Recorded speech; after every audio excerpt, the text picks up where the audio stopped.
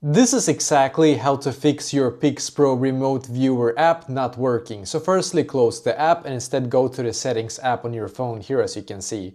Now on your Settings app, what you need to do firstly is to go to your Wi-Fi settings here and make sure that you're connected to your PIXPRO camera. Once you are connected to your PIXPRO camera, what you need to do after that is to make sure your Bluetooth is turned on here as well, just so you know, and then scroll all the way down here and click on Apps and search for the PIXPRO app here. As you can see, the PIXPRO Remote Viewer, and make sure that wireless data is set to VLAN and mobile data right here, as you can see.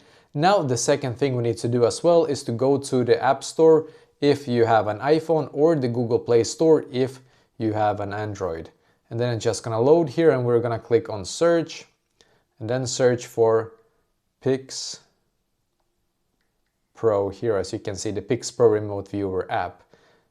And then just click on the app and make sure if you have an update button right here to click on the update button and wait for the app to update to its latest version. So try this and hopefully now it's gonna work for you as well.